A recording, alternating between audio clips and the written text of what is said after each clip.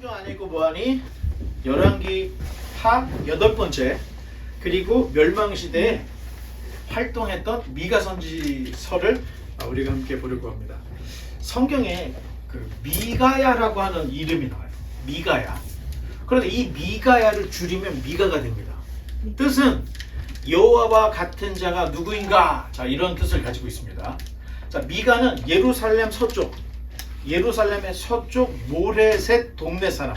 그래서 모레셋 사람이라고 되어 있고, 요담, 아하스, 히스기야 시대에 활동을 했고, 같은 시대에 아모스, 호세아, 이사야 선지자와 동시대에 선지 활동을 했던 이런 선지자입니다.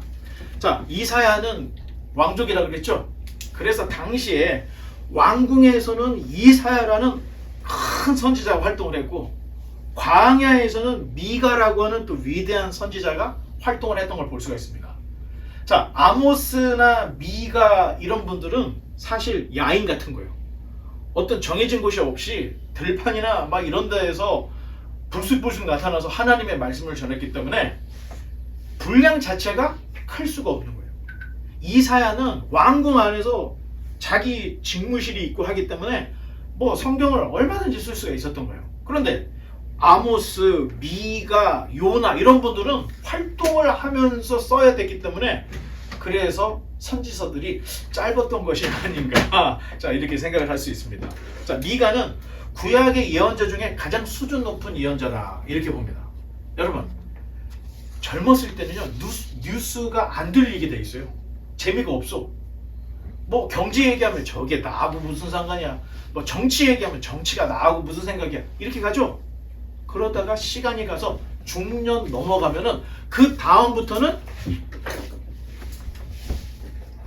정치, 경제 이런 거에 이제 눈이 뜨게 되는데, 미가는 구약 예언자 중에 가장 수준 높은 예언자였던 거예요. 왜냐?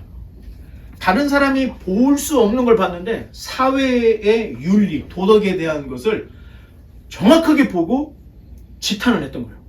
자, 오늘날도 의식이 있고 깨어있는 사람들이 시민운동을 하죠. 저 시민운동 아무나 하는 게 아닙니다, 여러분. 사회운동 아무나 하는 게 아니에요. 이게 잘못됐다는 판단을 가질 수 있어야 되는데 정부 안에서는 이게 잘 안 보일 수가 있는 거예요. 그런데 일반 사람들이 알고 있는 것보다 더 많은 것들을 알게 되면 이게 보이기 시작하는 거예요.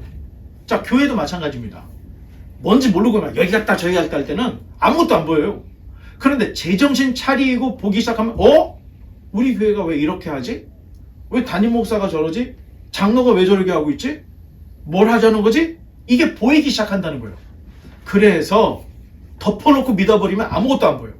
그런데 성경을 보고 교회 생활을 제대로 하게 되면은 뭔가가 잘못됐구나, 이런 게 보여지게 된다는 거예요. 마찬가지로 이거는 교회 문제고, 크게 봤을 때는 시민운동, 사회운동은 멍청한 사람은 못한다는 거예요. 뭐가 보여야 할 수 있다는 거죠. 그런 면에서는 미가 선지자는 독보적인 사람이라는 거예요. 그리고 엘리트 중에 엘리트였다. 자, 이런 인물들은 언제나 정치에 관심이 있어요. 종교, 그리고 사법부, 행정부 이런 거에 굉장히 관심을 갖게 된다는 겁니다. 다음, 자, 히스기야 시대를 사실 열왕기, 역대기에서는 굉장히 긍정적으로 묘사하고 있습니다. 자, 우리가 성경에서 개혁을 했던 남유다의 왕들이 몇 명 있어요. 혹시 기억나는 사람 있어요? 개혁을 했던 왕들, 요사밧, 그 위에 아사, 다 개혁들을 했던 왕들이에요. 그리고 히스기야. 그런데 지금 미가는 히스기야 때 활동을 했던 선지자인데, 이 히스기야 때는 거의 성경이 다 긍정적으로 쓰고 있는데, 그때 활동했던 미가는 굉장히 이 정부에 대한 이 안타까운 마음으로 글을 쓰고 있다는 거예요. 자, 미가서는 지도층 그리고 엘리트들의 죄를 낱낱이 드러내고 고발을 하고 있습니다. 자, 미가는 특히 경제 정의를 부르짖는 선지자였는데, 예루살렘과 사마리아의 부유층에 대해서 지탄없이 경고를 하고 있어요. 더욱이 삭슬 위하여 사역하고 있는 제사장이나 선지자들을 아주 날카롭게 비판합니다. 그 다음, 사실 미가서 7장밖에 되지 않습니다. 여러분들이 마음만 먹으면 1.8배속을 읽으면 이거 15분, 20분도 안 걸리는 분량이에요. 원래대로 읽으면 제가 볼 때 한 30분 잡는다 생각하고 빨리 읽으면 더 빨리 읽는데 여러분 이 정도는 한번 읽어보세요. 이 안에 이 강의를 듣고 성경을 읽으면 들려져요. 혹시 못 읽었다면 듣고 꼭 돌아가서 읽어주시기 바랍니다. 자, 그 다음 자 미가서의 주제를 한번 주제 시작. 이스라엘과 유다에 대한 심판. 자, 1장부터 2장까지는 사마리아와 유다의 멸망에 대한 메시지가 나오고 있어요. 그래서 심판의 위협을 하고 있죠. 3장부터 5장까지는 멸망과 구원의 메시지가 기록이 되어 있고 메시아적인 선언을 하고 있죠. 6장부터 7장은 경고의 메시지, 충고와 권면, 자, 이런 내용들로 구성이 되어 있습니다. 짧으니까 꼭 읽어보시기 바랍니다. 자, 미가서의 서두는 사마리아의 멸망, 사네립의 침공, 불방망이로 쓰임받았던 아수르가 북왕국을 멸망시키고 남왕국까지도 침략을 할 것이다. 자, 이런 거에 대한 이야기가 기록이 되어 있습니다. 그런데 결론부에 가서 보면 이사야하고 똑같은 얘기를 하고 있어요. 이사야 선지서 40장부터 66장까지는 아시리아 시대를 살고 있던 이사야가 자기가 살아보지도 않았던 바벨론, 자기가 경험해보지 못했던 페르시아 시대까지 얘기를 했다 그랬죠. 미가도 똑같아요. 미가서도 후반부에 가서는 이사야와 같이 바벨론 포로로 잡혀가고 회복하는 데에 대한 이야기를 똑같이 쓰고 있다는 거예요. 자, 그런 거 보면 참 선지자들이 쓴 글은 뭔가 일맥이 상통하는 부분들이 있다는 겁니다. 자, 여러분들 이런 것들 잘 알고 성경을 읽으면 이사야를 이미 우리가 읽었죠? 미가서를 읽어보면 이사야서의 축소판이 아닌가? 이렇게 생각될 정도로 굉장히 상통하는 부분이 많다. 자, 그 다음. 자, 침상에서 죄를 꾸미는 자들. 이 그림이 어때요? 지금 이 밑에는 노동자들이 그냥 이렇게 버티고 살고 있는 거, 카페트 위에는 뭐예요? 이런 부자들이 그 노동자들을 짓밟고 위에 앉아가지고 서 있는 이런 모습, 이런 그림들이 있죠. 자, 이 미가서 2장에 좀 버튼 하나 더 눌러볼까요? 자, 한번 같이 읽어보겠습니다. 시작. 그들이 침상에서 죄를 꾀하며 악을 꾸미고 날이 밝으면 그 손에 힘이 있으므로 그것을 행하는 자는 화 있을진저. 자, 지속적이고 습관적이고 계획적인 죄를 짓고 있는 거야. 침상에서 저녁에 누워가지고 어떻게 하면은 어떻게 하면 악을 꾸며서 착취할까? 이 고민을 남들 쉬는 노동자들은 그거 할 시간도 없잖아. 힘들어가지고 저녁에 다 고다 떠서 잠을 자는데 부자들은 침상에 누워가지고 어떻게 하면 이것들을 굴릴까? 이런 상상을 하고 계획을 짠다는 거예요. 그리고 눈을 뜬 아침에는 자기가 가진 힘으로 죄와 악을 막 삶에 드러내는 거예요. 자, 우리가 레위기에서 5대 제사 봤죠. 번제, 소제, 화목제, 속죄제, 속건제. 자, 이 제사 제도는 지속적이고 습관적이고 계획적인 죄를 회개하는 제사가 아니라는 거예요. 부지중에 죄를 지었을 때 하나님께 용서를 구할 때 구하는 거지. 자, 지속적이라고 하는 거는 했던 죄를 또 짓는 거야. 사기를 쳤는데 회개하고 또 사기를 쳐. 이렇게 지속적인 거. 습관적이다. 매일 하지 말아라는 거를 매일 해. 계획적이다. 이거 아주 큰 건 하나 터뜨려야지 하면서 계획을 세워. 이런 죄들은 예수님도 용서를 못한다는 겁니다. 자, 이렇게 얘기하면 저 뭔 소리를 알고 있는 거야. 여러분, 정신을 차리고 성경을 보면 지속적이고 습관적이고 계획적인 죄를 용서해 주려고 예수님이 십자가에 달린 게 아니라는 걸 알게 되는 거예요. 자, 진짜인지 아닌지는 나중에 천국 가서 우리 뚜껑을 열어봅시다. 자, 사치하는 자들은 침상에서 죄를 꾀하고 악을 꾸미고 그대로 행해요. 자, 그랬더니 마지막에 맨 마지막에 뭐로 끝나죠? 화 있을진저. 여러분, 공동번역 성경에서는 아예 망할 것들 번역을 화 있을진저가 아니에요. 공동번역은 망할 것들 이렇게 번역을 하고 있어요. 진짜 솔직하죠. 자, 어떤 학자들은 슬프다. 이 화 있을진저를 슬프다 이렇게 생각하는데 장송곡의 레퍼토리다 이렇게 생각하는 사람이 있어요. 그걸 누가 썼냐? 아모스가 시작을 했다는 거예요. 화 있을진저 하는 것이 장송곡에서 아 슬프다 하는 어떤 노래의 그 작은 어떤 테마로 쓰였는데 이 시작을 아모스가 시작을 했다. 자, 이렇게 주장하는 학자들이 있어요. 그래서 예언자들이 심판을 선언할 때 아 슬프다 이 망할 것들 화 있을지저 하면서 주로 사용했던 레파토리 중에 하나였다. 이렇게 볼 수가 있다는 겁니다. 자, 다음. 자, 한번 또 읽어보겠습니다. 시작. 밭들을 탐하여 빼앗고 집들을 탐하여 차지하니 그들이 남자와 그의 집과 사람과 그의 산업을 강탈하도다. 자, 성경에서 아합 시대에 보면은 나봇을 죽이고 포도밭을 자기가 가졌죠. 그거는 악한 아합 시대였던 거예요. 그런데 지금 미가가 사역했던 시대는 히스기야 때입니다. 히스기야. 종교 개혁을 일으키고 있었을 때. 그런데 그 이면에 이런 일들이 있다라는 거예요. 탐욕자들은 결국 화가 미칠 것인데 탐욕자들은 도리어 미가 선지자에게 예언을 멈춰라. 자, 이렇게 얘기를 하고 있는데, 자, 한번 버튼 눌러보면, 자, 이렇게 사회의 어두운 부분을 지적하는 미가에게, 자, 지도층들이 이런 얘기를 합니다. 6절 시작. 그들이 말하기를 너희는 예언하지 말라. 이것은 예언할 것이 아니여거늘 욕하는 말을 그치지 아니한다 하는도다. 자, 이게 선지자들의 입을 틀어막으려고 하는 거예요.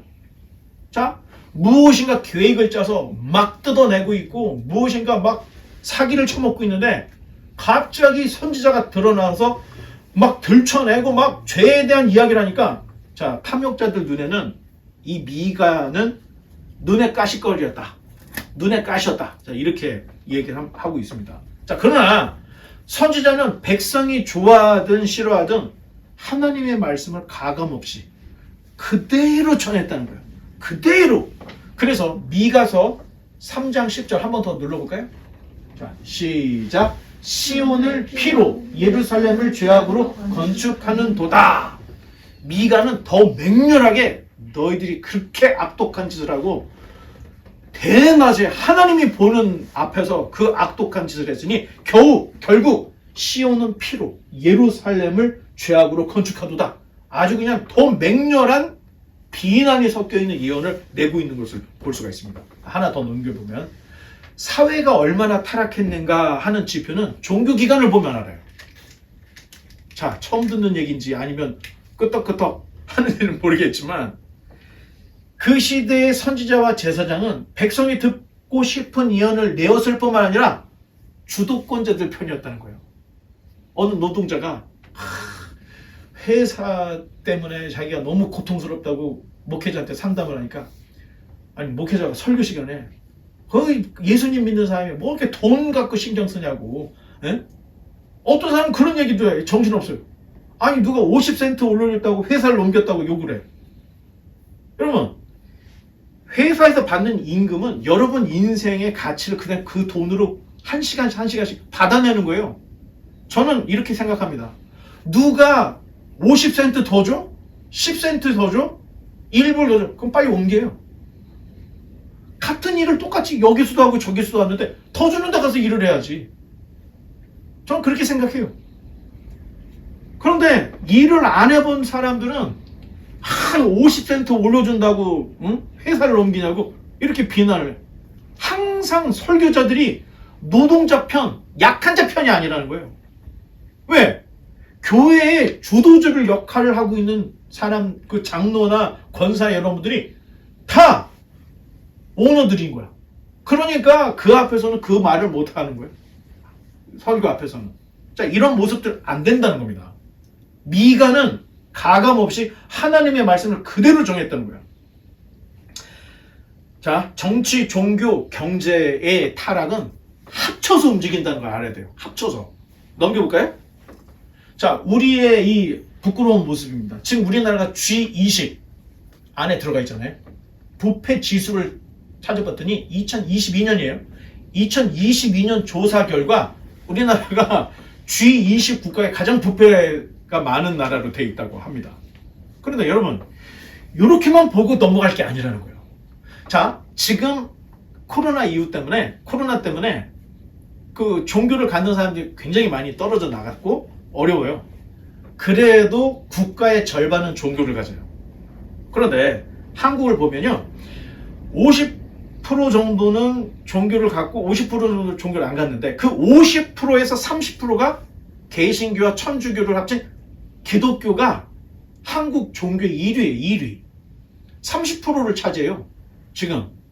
자, 그런데 G20 국가 중에서 부패한 그 부패 척도를 봤더니, 아니 30%가 되는 기독교인이 있음에도 불구하고 G20에서 가장 부패한 나라가 한국이 됐다는 거예요, 지금. 그런 걸 대조해서 생각을 해야 한다는 거예요, 우리는. 자, 더 놀라운 것은, 그러면 뭐가 그렇게 부패를 하냐? 1위가 정치입니다. 그런데 여러분, 2위가 종교라는 겁니다. 기업이 아니에요. 1위가 정치, 2위가 종교가 부패됐다는 거예요. 3위가 그 다음에 사법부, 입법부 이렇게 해가지고 행정부 다 들어가는 거고. 자, 그렇다면 기독교 30%가 뭘 했길래 사회가 이렇게 부패하고 타락을 하고, 더군다나 종교의 중심지인 이 교회들이 이렇게 부패했다는 건가? 이게 진짜 놀라운 일이죠. 자, 지금 교회가 계속 작아지는 거는 이유가 있는 겁니다. 교회가 말씀대로 행하지도 않아. 교회에서 교리 공부도 안 해봤어. 그러니 성공을 위해서 비나이다 하는 거 똑같은 거야. 그러니까 성공을 위해서는 하나님 언제든지 주머니에 집어넣고 일해. 부패 가담도 하고 나쁜 짓을 다 해. 교회 와서는 주머니에서 하나님 빼서 아버지 하면서 그렇게 기도를 하는 거야. 이건 하나님이 가증스럽게 여기는 모습이었다는 것을 미가 선지자가 아주 그냥 적나라하게 얘기를 합니다. 자, 선지자들은 종교 활동만이 다가 아니라는 걸 강조해요. 더 중요한 게, 너희가 믿었냐? 그 믿음의 열매가 되는 도덕과 윤리도 수준 높아져야 된다. 이걸 얘기하고 있어요. 자, 신앙이라는 것은 믿는 것으로만 끝나는 게 아니라는 거예요. 믿었다면 믿음의 열매로 드러나야 되는, 예수님이 딱 그 얘기를 하신 거예요. 자, 나무를 평가하실 때는 열매를 보고 나무를 평가하신다는 거예요. 좋은 나무에서는 좋은 열매, 나쁜 나무에서는 나쁜 열매. 자, 예수님 당시 율법주의자들은 11조를 드리고 금식을 하는 것을 자랑을 하고 아주 경건하고 거룩한 모습을 보였던 거예요. 그러니까 바리새인과 세리가 기도를 할 때, 바리새인이 주여 나는 저 세리로 태어나지 않게 해주셔서 감사하고, 나는 금식도 하고 11조도 드립니다, 이렇게 기도를 했고, 세리는 주여 저는 죽일 죄인이다 했더니 예수님이 뭐라고요? 하나님께서 이 두 사람의 기도 중에 누구 기도를 들어줬겠냐? 종교적으로 11조 드리고 금식하고 이런 거는 내 윤리, 도덕의 열매가 없다면 오히려 하나님이 가증스럽게 여기는 것이라는 것을 알고 있어야 된다는 거예요.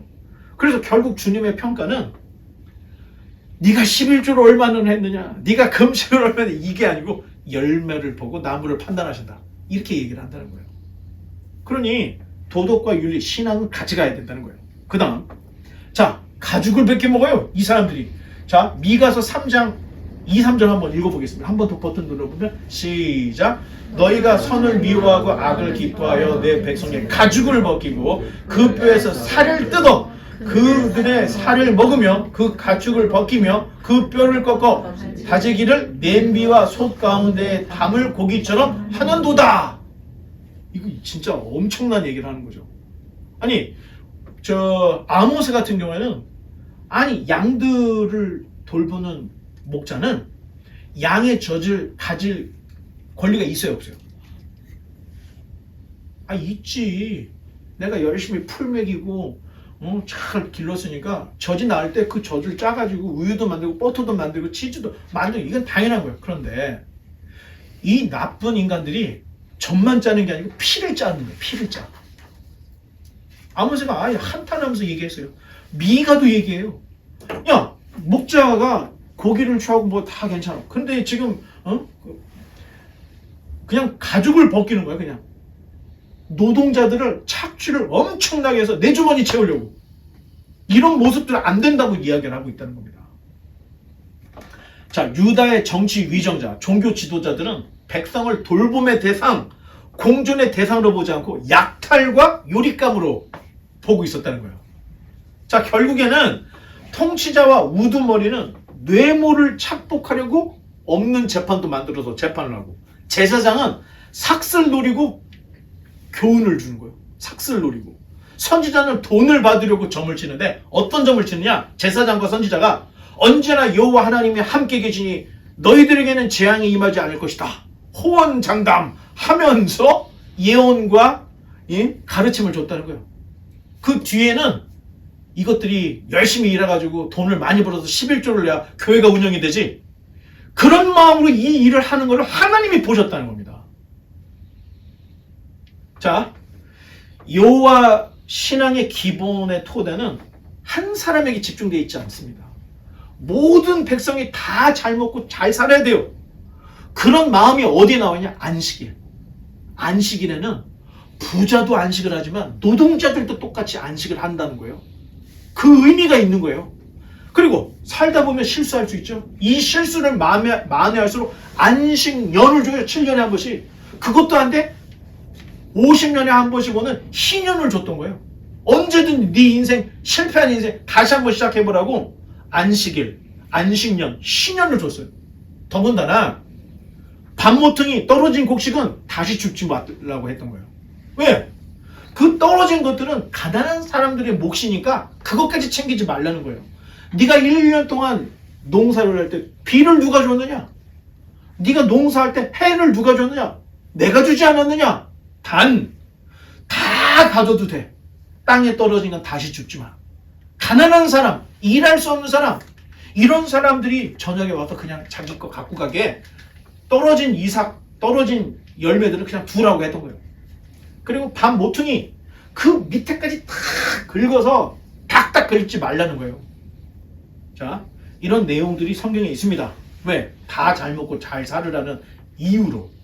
재판을 할 때 가난하다고 두둔해주지 말고 세력가라고 편들어주지 말라고 했죠. 사장들, 오너들은 노동자들에게 갑질하지 말라는 거예요. 괜히 이상한 짓 하지 말고 제때 임금을 딱딱 주라는 거예요. 그 일에 맞는 돈을 주라는 거예요. 그게 정의라는 거예요. 그게 거룩인 거고. 자, 그나마 미가 시대의 유다는 그냥 고삐가 풀린 미친 소처럼 사회가 날뛰고 있던 거예요. 그래가지고 빈부격차가 점점 커지는 거예요. 자, 이렇게 하니까 가진 사람들은 자고 일어나서 이대로 하면서 저녁마다 축배를 들면서 이대로 하면서 자기 주머니에 돈이 계속 쌓여있던 거, 가난한 사람들은 계속 착취를 당했던 거예요. 여러분, 한 시대에 전혀 차원이 다른 삶을 살아. 사장은 아침에 일어나서 늦게 일어나가지고 명품으로 치장을 하고 명품 차를 타고 붕붕 하면서 출근을 아주 여유롭게 하고, 노동자들은 전혀 그렇지 않다는 거예요. 지하철, 버스에 막 낑겨 타고 막 푸시맨이 밀어줘야 되고 막 이렇게 살아. 아니, 왜 같은 시대에 똑같이 사는데 누구는 저렇게 살고 누구는 저렇게 살고. 금수저, 흑수저, 노동자, 착취자, 자유어가, 이거 지금 우리 시대를 대변하는 말들입니다. 하나님이 이걸 원치 않는다는 거예요. 자, 결국 그런 사회는 지탱될 수가 없더라는 거예요. 로마도 그랬고, 헬라도 그랬고, 페르시아, 바벨론, 아시리아, 결국에는 부패하면 그 사회는 붕괴가 되더라. 자, 미가의 예언자적 통찰에 따르면 통치자들의 무자비한 탐욕은 자기 백성들의 수탈을 넘어서 국가의 존망의 결정적인 위협이었다. 이렇게 얘기를 하고 있습니다. 미가가. 한 번 더 버튼 누르면, 한 번 다 같이 시작. 이러므로 너희로 말미암아 시온은 갈아엎은 밭이 되고 예루살렘은 무더기가 되고 성전에 사는 수풀의 높은 곳이 되리라. 자, 이런 악독함이 결국에는 나라를 무너뜨리게 되는데, 머지않아 북왕국은 갈아엎은 밭을 갈아엎어버린 거예요. 남왕국은 무더기가 되는 거예요. 근데 미가가 있을 때 이걸 다 보게 된 거죠. 북왕국이 호세아 주전 722년에 아시리아가 사마리아 성을 두르고 완전히 다 무너뜨리고 아예 땅에다 소금을 뿌려버린 거예요. 아무것도 못 따라가게. 이런 것들을 다 봤던 거예요. 예언이 그대로 성취가 되었었죠. 자, 그 다음. 자, 북왕국과 남왕국인데, 사마리아는 이스라엘 백성의 죄를 상징하는 정도로 타락의 제명사가 되어버렸고, 예루살렘은 아예 성전이 아니라 산당이 되었던 이런 모습. 아니, 하나님 나라 백성이 하나님을 섬겨야 되는데, 하나님 버리고 우상을 섬겨요. 그러니까 예루살렘이 산당이 되어버린 거예요, 성전이. 자, 그러니 타락한 사마리아와 예루살렘에서는 도저히 이스라엘을 다스릴 참 목자가 나올 수가 없는 겁니다. 그래서 한 버튼을 눌러보면 읽어보겠습니다. 시작. 베들레헴 에브라다야, 너는 유다 족속 중에 작을지라도 이스라엘 다스릴 자가 네게서 네게로 나올 것이라. 그의 근본은 상고에 영원에 있느니라. 자, 미가는 야곱의 참 목자는 이 썩어빠진 사마리아나 이 타락한 예루살렘에서 나올 수가 없고, 오히려 베들레헴 에브라다, 유다의 작은 시골 마을에서 오실 거다라고 하는 예언을 다 이야기를 했던 겁니다. 이 예언이 얼마나 진실하고 명확했는지, 자, 헤롯 대왕 시대에 동방에서 박사들이 유대의 왕으로 나신 이가 누굽니까 하고 찾으러 왔을 때 헤롯이 물어봐요, 서기관들한테. 메시아 어디서 태어나냐? 그랬더니 미가 5장 2절에 베들레헴 에브라다라고 했습니다. 그래서 알았어, 그러면 가서 베들레헴에 가서 경배해라, 우리도 곧 갈 거니까 해놓고 2살 이하 아이들을 다 죽여버렸죠, 헤롯이. 베들레헴에 있는. 이게 좀 다 성경에 나와 있는, 제가 억지로 맞춰놓는 게 아니에요. 그냥 이 물 흐르듯이 흐르고 있는 거예요. 그 정도로 미가가 베들레헴 에브라닷을 명확하게 메시아의 탄생 지점을 찝어서 얘기했던 겁니다. 자, 그랬더니 하나 더 넘기면 참 놀라운 것은 당시 베들레헴이 2군데가 있었습니다, 여러분. 굳이 베들레헴에서 난다 하면 되는데 왜 베들레헴 에브라시라고 그랬을까? 베들레헴이 그 당시에 2개가 있었다니까요. 북쪽에 하나 있고 남쪽에 하나 있었어. 그런데 남쪽에 있는 베들레헴을 베들레헴 에브라닷이라고 불렀다는 겁니다. 아니, 그러면 미가는 초정밀 예언을 했던 거예요. 대충 베들레헴이 아니라는 거예요. 베들레헴 에브라다, 정확하게 유다 지파의 도시였던 베들레헴 에브라다, 거기에서 메시아가 올 것인데, 여러분, 그 집이 어느 집이냐? 보아스와 룻이 살았던 다윗 가문의 마을에 그 집이었다는 겁니다. 참 놀랍죠? 자, 재미있는 사실은 베들레헴이라고 하는 그 말의 뜻이 뭔지 아세요? 베들레헴 떡방앗간이라는 뜻입니다. 베이트레헴. 자, 이곳에서 생명의 떡이 빚어졌다는 거예요.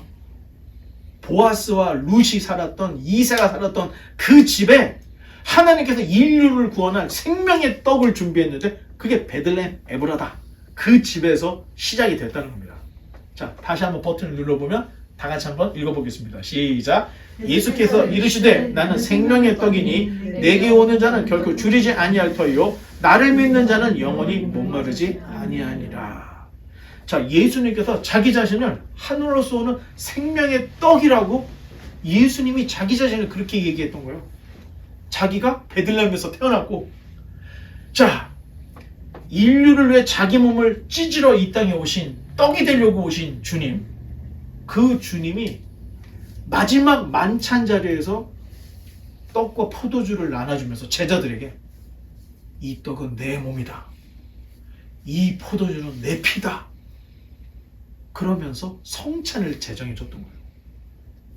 여러분, 우리가 한 달에 한 번씩 성찬 드리는 거요, 사실 요새 우리가 성경을 지금 보느라고 시간이 너무 타이트해가지고 제가 울 시간이 없어요.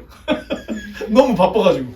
아, 진짜 막 가슴 속에서는 그 막 눈물들이 막 나오려고 하는데, 아, 빨리 끝내야지, 애들이 배고프니까.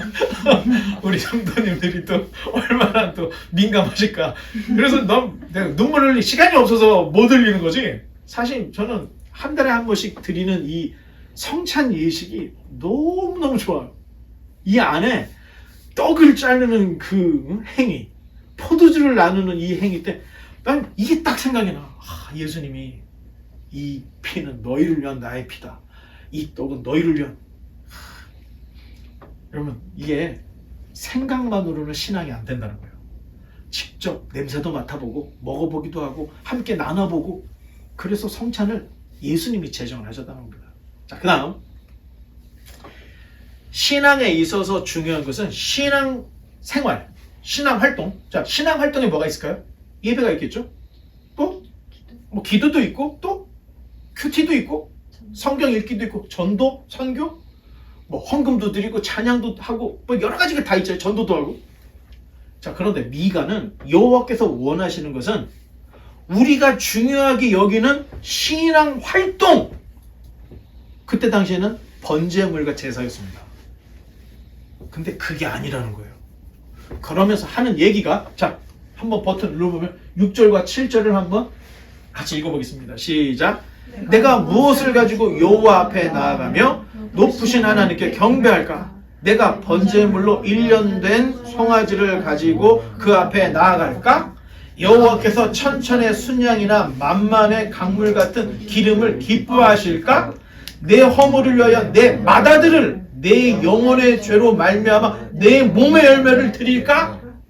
자, 뭐를 할까? 금식을 할까? 헌금을 드릴까? 뭐를 할까? 새벽 예배를 작정하고 나갈까? 자, 이 말에 자, 내 맏아들을 드릴까 있죠. 이게 굉장히 지극히 이방적인 이방 종교 형식을 너무 자연스럽게 갖고 있다는 거예요. 백성들이. 하나님을 위해서 내 맏아들, 내 장남을 드릴까? 이거 우상들에게 하는 짓인데 구별을 못하는 거예요. 지금. 내가 하나님께 내 자식 태워드리면 나에게 복을 주시지 않을까? 이런 생각을 하고 있다는 거예요. 그러나 하나님께서 원하시는 것은 하나 더 버튼을 누르면 8절에 나와 있습니다. 시작. 사람아, 주께서 선한 것이 무엇임을 네게 보이셨나니 여호와께서 네게 구하시는 것은 오직 정의를 행하며 인자를 사랑하며 겸손하게 네 하나님과 함께 행하는 것이 아니냐. 하나님을 영화롭게 하고 그로 즐거워하는 삶. 어떻게 딱 맞아 떨어지네. 그 삶. 하나님께서는 살진 송아지, 실한 양, 네 자식 이걸 원치 않는다는 거예요. 하나님이 원하시는 것은 정의, 인자, 겸손을 원하신다는 것을 너희가 몰랐느냐? 이 얘기를 하는데 여러분 참 놀라운 게 공교롭게도 같은 시대에 활동했던 아모스는 정의를 외쳤던 거야. 그런데 같은 시대에 외쳤던 호세아는 인자를 외쳤어요. 같은 시대에 사역했던 이사야는 이 겸손을 외쳤다는 겁니다. 겸손을. 자, 선지자들, 참 선지자들은 통하는 게 있었다는 거예요. 하나님이 원하시는 건 11조내, 하나님이 원하시는 건 금식해. 이게 아니라는 거예요. 참 성경에 기록되어 있는 참 선지자들은 다 똑같은 얘기가 너희가 정의롭고 인자를 사랑하고 겸손하는 거. 하나님이 이걸 바라고 계셔. 네 자식 바쳐도 소용이 없어. 이 얘기를 하고 있다는 겁니다. 결국에는 이 세 가지는 여러분 인생의 삶의 열매라는 겁니다.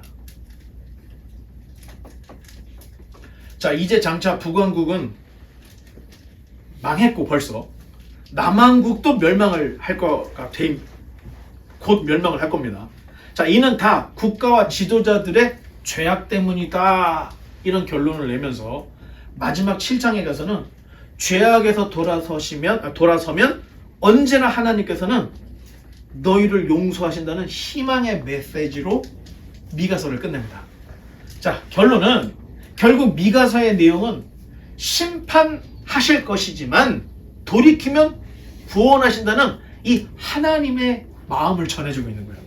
우리가 예언서를 읽을 때 심판하시나 돌이키면 구원하신 하나님이라고 하는 안경을 쓰고 성경을 읽으면 여러분 보이지 않던 게 보이기 시작합니다.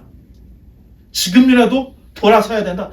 내가 여태까지 불성실하게 살아서 여러분 성경을 읽고 감동을 받으면 지금부터 성실하게 살면 돼요. 끝. 더 이상 뒤를 질문하지 않는다는 거예요. 과거를 묻지 않는다는 거예요. 저기 재밌는 얘기. 묻지도 않고 따지지도 않는다.